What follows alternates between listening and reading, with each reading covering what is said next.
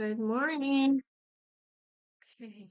Today is February 25th, and we have a commentary, and we're talking about purification, partially, let me put my glasses on, partially for purposes of maintaining proper health conditions, and partially for teaching proper personal conduct, but primarily for promoting the idea of holiness.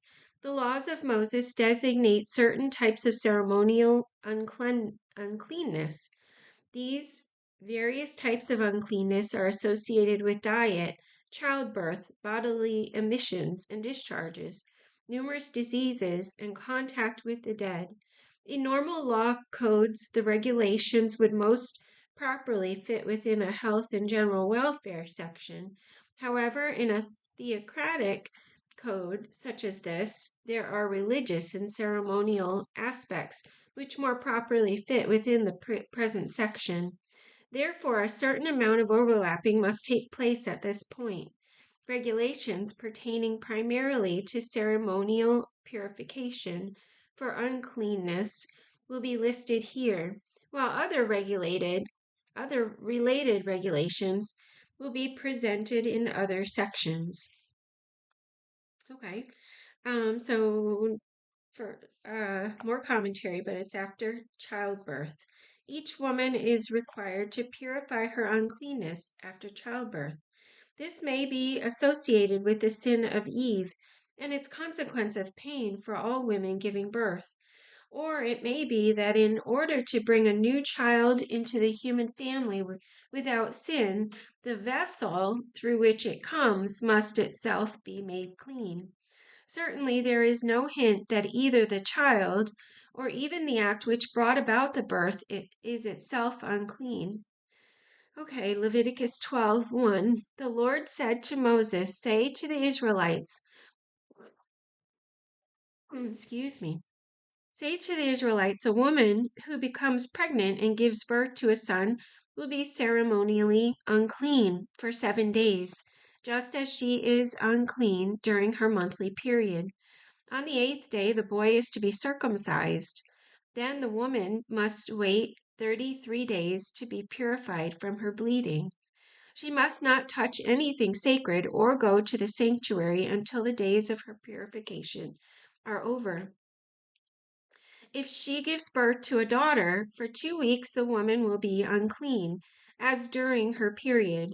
Then she must wait 66 days to be purified from her bleeding. When the days of her purification for a son or daughter are over, she is to bring to the priest at the entrance to the tent of meeting a year-old lamb for a burnt offering, and a young pigeon or a dove for a sin offering. He shall offer them before the Lord to make atonement for her, and then she will be ceremonially clean from her flow of blood. These are the regulations for the woman who gives birth to a boy or a girl. If she cannot afford a lamb, she is to bring 2 doves or 2 young pigeons, one for a burnt offering and the other for a sin offering. In this way, the priest will make atonement for her and she will be clean. For leprosy, so this is a short commentary. The term leprosy is used generically to refer to any number of skin diseases, molds, or defects in people, garments, or even houses. While the specific diagnosis and treatment is regulated in the health section, the various means of purifying the ceremonial uncleanness are now given. We jump to Leviticus 14:1. The Lord said to Moses, "These are the regulations for the diseased person at the time of his ceremonial cleansing. When he is brought to the priest is to go outside the camp and examine him. If the person has been healed of his infectious skin disease, the priest shall order that 2 live, clean birds and some cedar wood, scarlet yarn, and hyssop be brought for the one to be cleansed. Then the priest shall order that one of the birds be killed over fresh water in a clay pot. He is then to take the live bird and dip it, together with the cedar wood, the scarlet yarn, and the hyssop, into the blood of the bird that was killed over the fresh water. 7 times he shall sprinkle the one to be cleansed of the infectious disease, and pronounce him clean. Then he is to release the live bird in the open fields.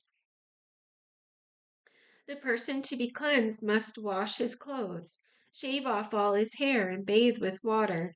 Then he will be ceremonially clean. After this, he may come into the camp, but he must stay outside his tent for 7 days. On the 7th day, he must shave off all his hair. He must shave his head, his beard, his eyebrows, and the rest of his hair. He must wash his clothes and bathe himself with water, and he will be clean. On the 8th day he must bring 2 male lambs and 1 ewe lamb a year old, each without defect, along with 3/10 of an ephah of fine flour mixed with oil for a grain offering, and 1 log of oil. The priest who pronounces him clean shall present both the one to be cleansed and his offering before the Lord at the entrance to the tent of meeting. Then the priest is to take one of the male lambs and offer it as a guilt offering, along with the log of oil. He shall wave them before the Lord as a wave offering. He is to slaughter the lamb in the holy place where the sin offering and the burnt offering are slaughtered. Like the sin offering, the guilt offering belongs to the priest. It is most holy. The priest is to take some of the blood of the guilt offering, then put it on the lobe of the right ear of the one to be cleansed, on the thumb of his right hand, and on the big toe of his right foot. The priest shall then take some of the log of oil, pour it in the palm of his own left hand, dip his right forefinger into the oil in his palm, and with his finger sprinkle some of it before the Lord 7 times. The priest is to put some of the oil remaining in his palm on the lobe of the right ear of the one to be cleansed, on the thumb of his right hand, and on the big toe of his right foot, on top of the blood of the guilt offering. The rest of the oil in his palm the priest shall put on the head of the one to be cleansed, and make atonement for him before the Lord. Then the priest is to sacrifice the sin offering and make atonement for the one to be cleansed from his uncleanness. After that, the priest shall slaughter the burnt offering and offer it on the altar, together with the grain offering, and make atonement for him, and he will be clean. If, however, he is poor and cannot afford these, he must take 1 male lamb as a guilt offering to be waved to make atonement for him, together with 1/10 of an ephah of fine flour mixed with oil for a grain offering, a log of oil, and 2 doves or 2 young pigeons, which he can afford, one for a sin offering and the other for a burnt offering. On the 8th day he must bring them for his cleansing to the priest at the entrance to the tent of meeting before the Lord. The priest is to take the lamb for a guilt offering, together with the log of oil, and wave them before the Lord as a wave offering. He shall slaughter the lamb for the guilt offering, and take some of its blood and put it on the lobe of the right ear of the one to be cleansed, on the thumb of his right hand, and on the big toe of his right foot. The priest is to pour some of the oil into the palm of his own left hand, and with his right forefinger sprinkle some of the oil from his palm 7 times before the Lord. Some of the oil in his palm he is to put it on the same places he put the blood of the guilt offering.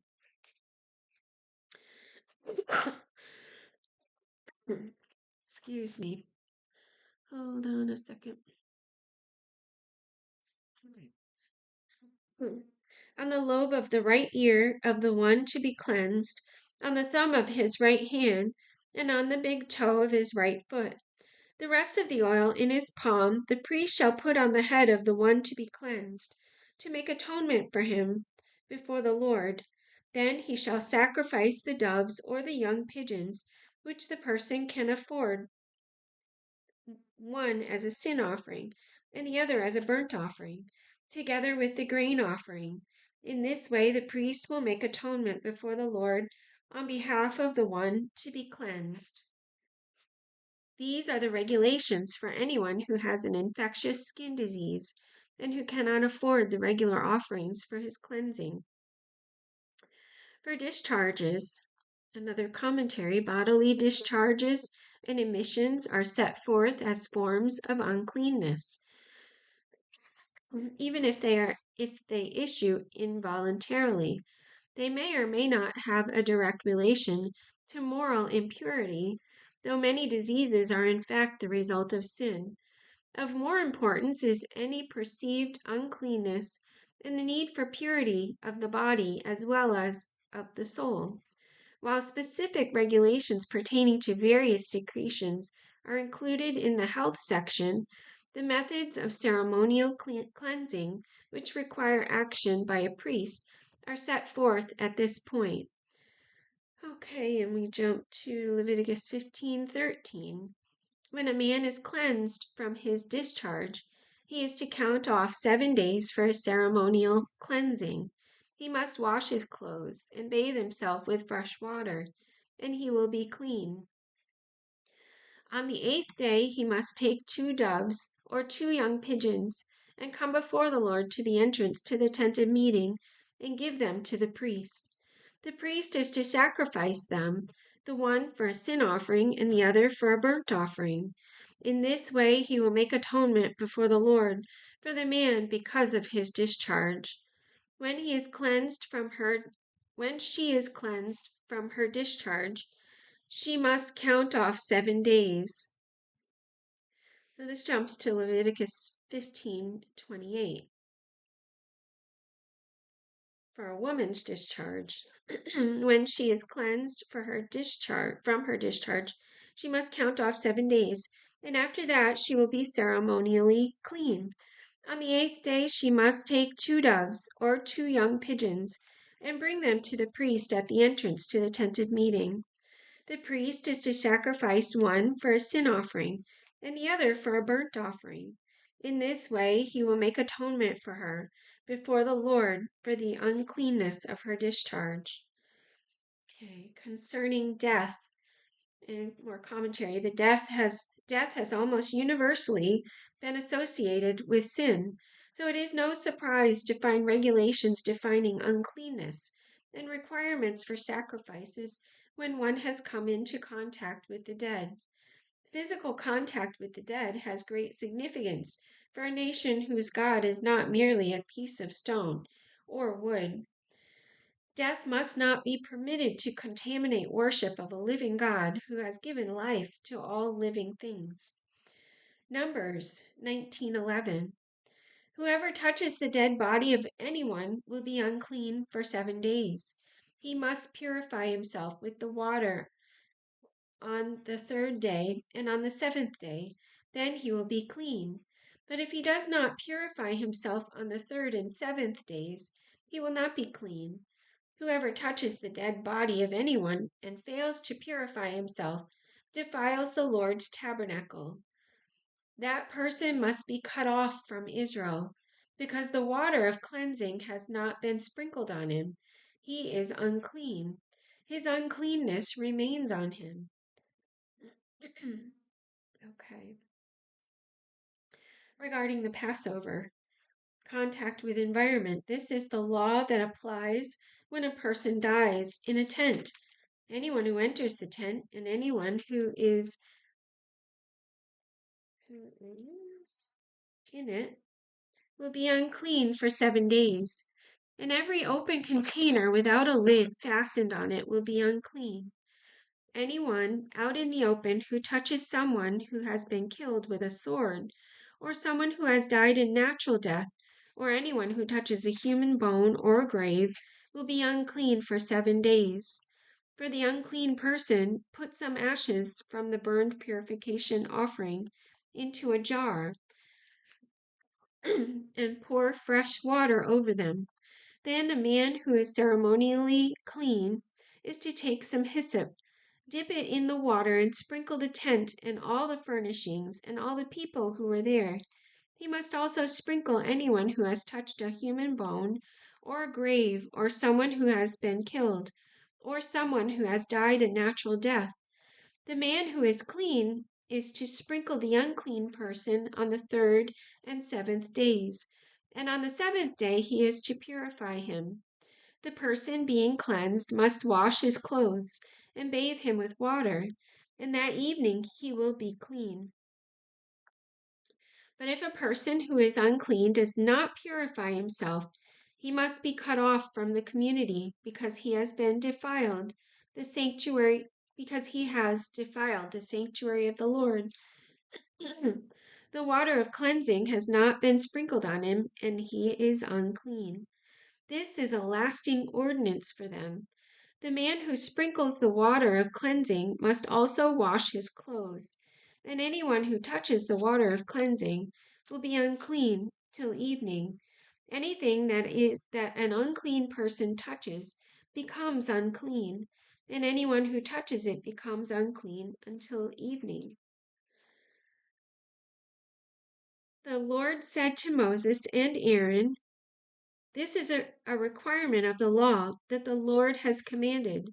Tell the Israelites to bring you a red heifer without defect or blemish, and that has never been under a yoke.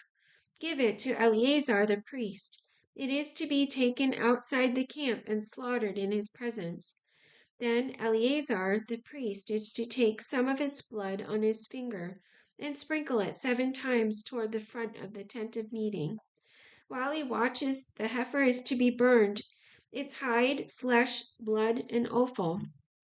The priest is to take some cedar wood, hyssop, and scarlet wool and throw them onto the burning heifer. After that, the priest must wash his clothes and bathe himself with water. He may then come into the camp, but he will be ceremonially unclean till evening. The man who burns it must also wash his clothes and bathe with water, and he too will be unclean till evening. A man who is clean shall gather up the ashes of the heifer and put them in a ceremonially clean place outside the camp. They shall be kept by the Israelite community for use in the water of cleansing. It is for purification from sin. The man who gathers up the ashes of the heifer must also wash his clothes, and he too will be unclean till evening. This will be a lasting ordinance, both for the Israelites and for the aliens living among them. All right, that's it for today. And we'll see you tomorrow. Have a great day.